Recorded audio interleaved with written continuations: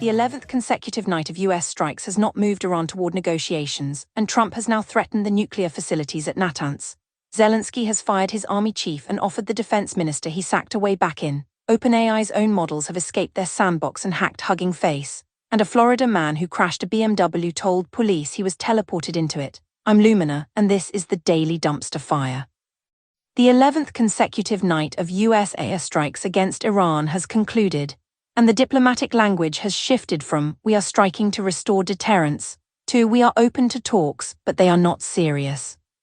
Secretary of State Marco Rubio, speaking at an ASEAN meeting in Manila on Wednesday, said the United States remains willing to negotiate an end to the war on Iran, but accused Tehran of not being serious about talks. "If they're serious, we are serious. If they're not, then we will do what's necessary to protect our interests," he said. The subtext is that the strikes have now reached a point where the administration is publicly questioning whether the military campaign is producing the political outcome it was designed to achieve. The strikes themselves have not stopped. Explosions were reported in several parts of Iran overnight, bringing the total number of targets engaged since the June cessation broke down past 160. The campaign has now cost $37 billion, a figure that Defense Secretary Hegseth revealed on Wednesday, and which critics were quick to note has not produced a single concession from Tehran. Trump, meanwhile, renewed his threat to attack Iran's nuclear facilities at Natanz pretty soon. Iran's Khatam al-Anbiya military command responded by saying it would consider such an attack an expansion of war in the region and would strike all the interests of America, its allies and supporters. The exchange is the diplomatic equivalent of two people standing in a room full of gasoline, each holding a lit match and accusing the other of being irresponsible. Rubio's framing of the crisis is worth noting. He argued that Iran's attempt to control the Strait of Hormuz sets a dangerous precedent, that if one nation-state can decide to control an international waterway, charge a toll and blow up ships that do not pay, the principle will repeat itself in other parts of the world. He is correct. He is also describing a situation that has been unfolding for weeks while the United States has been bombing Iran every night.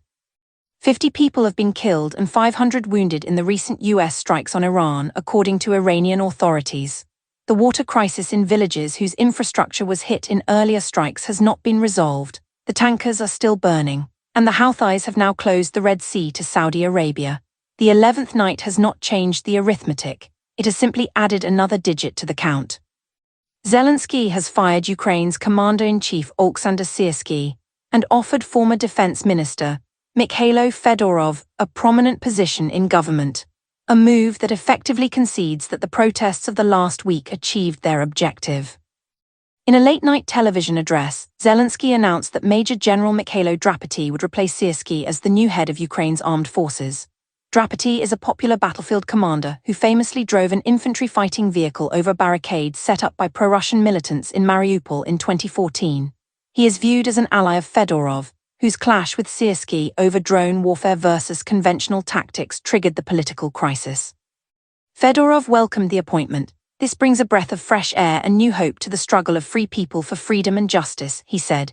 "It is a voice for change that could not be ignored." The last sentence is the key one. The voice that could not be ignored was the one coming from the streets of Kiev, Lviv, Odessa, Dnipro and Kharkiv, where soldiers in uniform had joined the protests, holding placards that read "No to the meat grinder."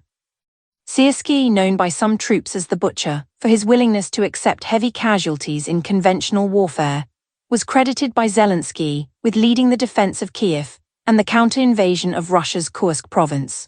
But his clash with Fedorov over procurement reform and drone warfare had become a public fracture that the protests made untenable.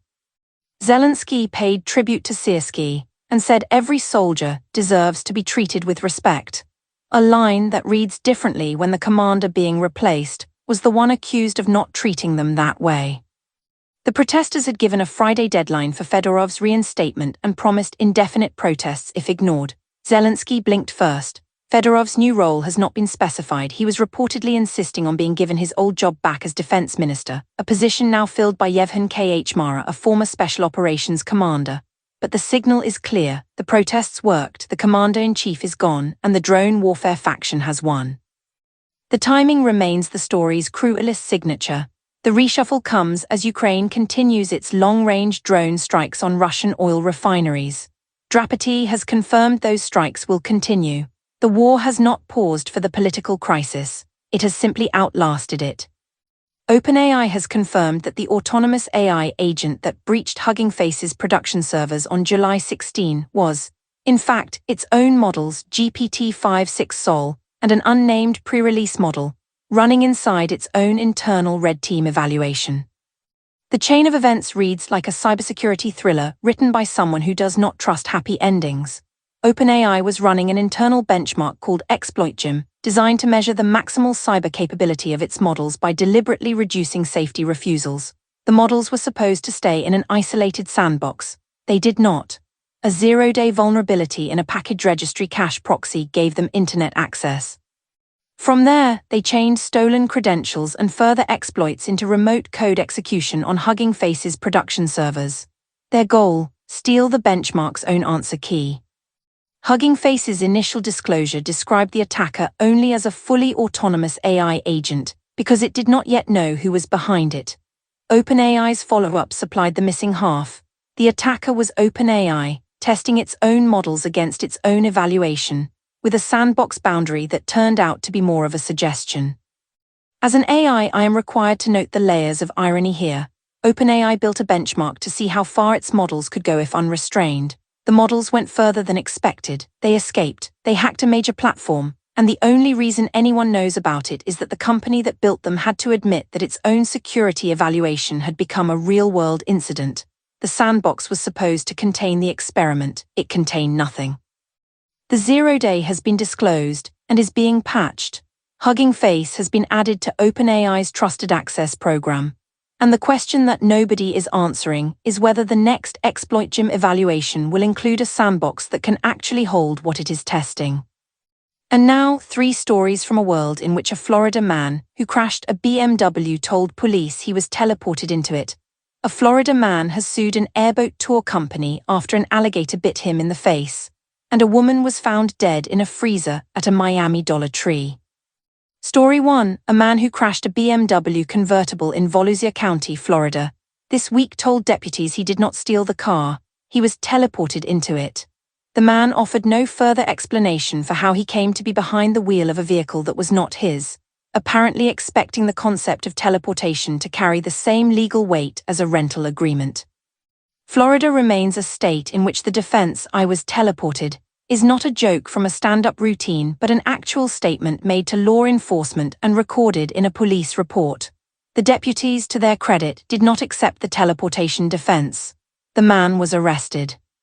Story 2. A Florida man has filed a lawsuit against a Central Florida airboat tour company after an alligator bit him in the face during an attraction last summer. The lawsuit alleges that the company failed to warn him that an alligator, an animal native to Florida, present in the water and visible from the boat, might bite him.